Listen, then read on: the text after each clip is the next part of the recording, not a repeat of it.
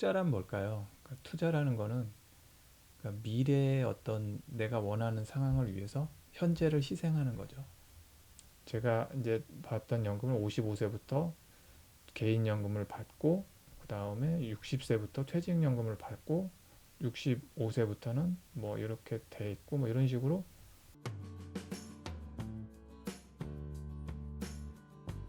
안녕하십니까? 이번 시간에는 금융 문맹을 탈출하기 위한 그런 기본적인 공부를 조금 해보려고 하는데요. 어렵고 깊은 공부는 아닐 것이고, 이제 사회인으로서 또 제가 이제 하려고 하는 거는 이제 1인 개발이라든지 정말 파이어족이라고 할까요? 자신이 하고자 하는 일을 하기 위해서 최소한의 어떤 경제적인 준비를 위해서 어떤 준비를 해야 되는지에 대해서 좀 알아보겠습니다. 첫 번째 제가 얘기하고 싶은 거는 이제 연금에 대해서 좀 얘기를 해보고 싶은데요.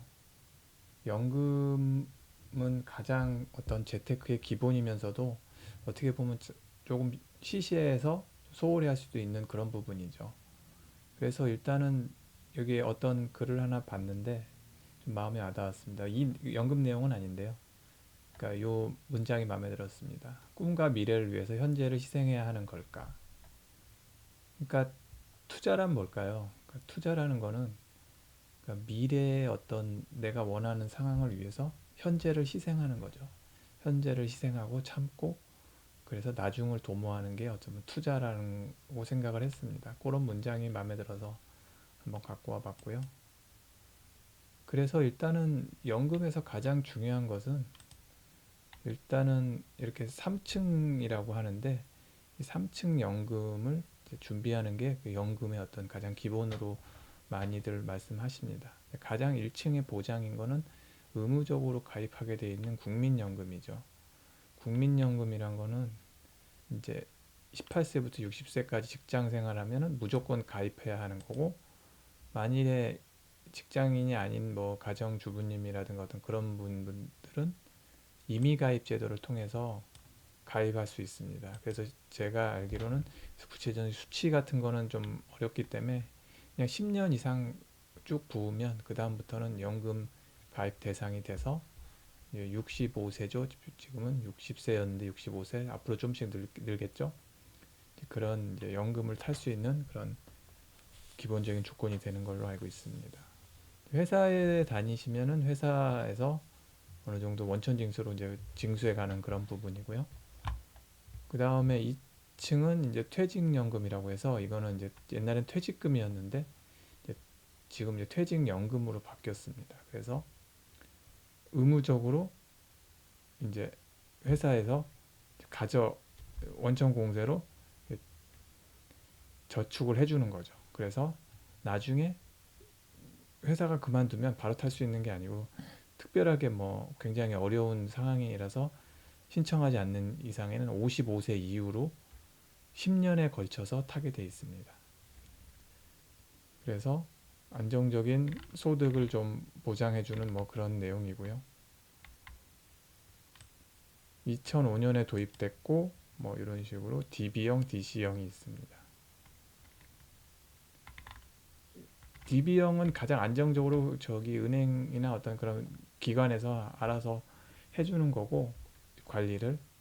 DC형은 자기가 좀 그거를 뭐 저기 증권이라든지 주식 뭐 각종 투자를 해서 조금 더 불릴 수 있는, 하지만 리스크도 좀 더 있는 그런 형태입니다. 그거 두 개의 장점을 합친 혼합형도 있는 걸로 알고 있습니다. 그렇게 돼 있고, 개인연금은 또 하나는 이제 이거는 IRP라고 그래서, IRP라고 보통 많이 얘기하는 개인연금, 뭐 연금 저축, 연금 저축 펀드, 뭐 연금 보험, 다양한 그런 연금이 있습니다. 그래서 보통은 이제 그 좀 사회초년생 처음 회사를 다니시는 분들은 거의 뭐 연금에서 나중에 노후 보장 이런 거보다는 기본적으로 그 연금 저축 IRP나 이런 걸 넣으면은 그 세액 공제가 됩니다. 소득 공제가 됩니다. 그래서 넣으면은 1년에 700만 원을 넣으면은 까지 할 수 있고 뭐 그런 정도의 세금이 있는데 뭐 여기서 뭐 그 자세한 내용을 뭐 한번 쳐보시면 금방 알 수 있지만 IRP랑 ISA 뭐 이런 걸 이용해서 하는 뭐 그런 내용입니다. 그래서 합계 700만 원까지 개인연금 최다 IRP는 700만 원까지 지방소득세 세액공제를 받는 이런 내용이 있습니다. 요거를 이제 실제 저는 잘 챙겨서 했던 편인데 저도 당연히 처음에는 그 소득공제 때문에 시작을 했지만 지금 이제는 좀 오래돼서 이 부분을 좀 많이 하긴 했지만 사실 그렇게 와닿지는 않습니다.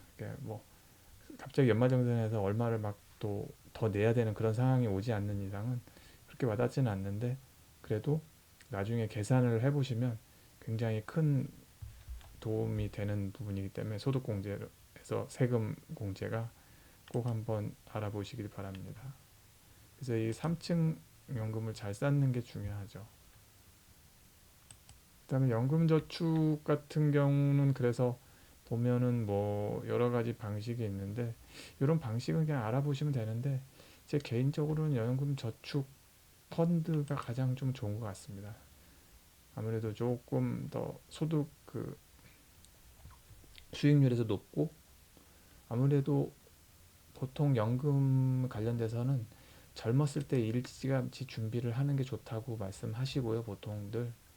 그리고 젊었을 땐 조금 더 공격적으로, 나중에는 조금 더 보수적으로 하는 거를 많이 추천하십니다. 그래서 변액연금이라든가 뭐 여러 가지 방법이 있는데요. 저는 개인적으로는 연금저축펀드가 좀 가장 와닿았던 것 같습니다. 그래서 국민연금과 연금저축의 어떤 그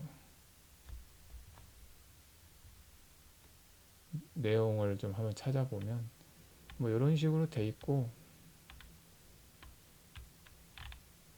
기본적으로 국민연금이 모든 그 전문가분들이 말씀하시는 대로 가장 그 수익률이 좋은 걸로 돼 있습니다. 그래서 국민연금은 가장 연금의 기본이기 때문에 꾸준히 붙는 거라고 생각하시고 일종의 세금이라고 생각하시는데 나중에 그 이상 돌려받기 때문에 충분히 투자할 그런 가치가 있습니다. 뭐 연금 고갈 뭐 이런 이야기도 있는데 뭐 나라가 뭐 망하지 않는 이상은 그거에 대한 방법은 계속 찾을 거고 그리고 중간중간 연금 개혁을 통해서 물론 지금 저보다 전 세대가 받는 수준의 그런 혜택은 못 받을 수 있지만 앞으로 나라가 발전하면서 연금 개혁을 통해서 어느 정도까지는 보장이 되는 내용이고 사실 이건 우리가 뭐 어떻게 하기 싫다고 안 할 수 있는 부분도 아니라서요. 그래서 이미 가입을 그걸 안 해도 되는 분들도 적극적으로 가입하는 걸 봤을 때는 지금 그 수익률 상당히 좋은 걸로 되어 있습니다. 그리고 보통 그렇게 이런 자세한 내용을 알고 싶으시면은 여기 보통 뭐 보험 그런 사이트라든지 이런 데 가보시면 구체적인 내용이 많이 있는데요. 제가 구체적인 수치를 잘 설명 안 하는 이유는 그때그때 다르고 이게 설명이 솔직히 전문가 아닌 이상은 좀 복잡합니다. 그리고 그래서 큰 내용만 따져보시면 연말 세액 공제 가능한지 뭐 기본적인 소득이 에 비해서 어느 정도 그거가 되는지 뭐 이 정도를 보시면 되는데 중요한 건 뭐냐면 연금 그 노후를 또 대비한다고 해서 지나치게 이것을 집중하시면 안 됩니다. 왜냐하면 이거는 정말 기본이죠. 그러니까 재테크의 기본이고 향후 그 노후를 대비하는 거라서 투자의 목적으로 하시면 좀 안 됩니다. 그래서 너무 여기다 많은 걸 특히 사회 초년생 분들이 지나치게 많은 보험이라든가 지나치게 많은 또 연금 투자하는 것도 좋지 않습니다. 그래서 어느 정도 밸런싱을 유지하면서 한번 알아보시면 좋다고 생각합니다. 그리고 또 주택연금이란 게 있는데요. 아까 보여드린 이 3층 연금 위에 4층 보이지 않는 연금이 주택연금이란 건데, 주택연금은 이제 집을 일단 갖고 있어야 합니다. 그것도 제가 알기로는 지금 9억인데 지금 11억까지 된다고 들었습니다. 11억, 12억까지 되는 집 이하의 주택 소득 갖고 있는 집 주택, 그 정도 주택을, 그러니까 일종의 대출입니다. 사실 엄밀히 따지면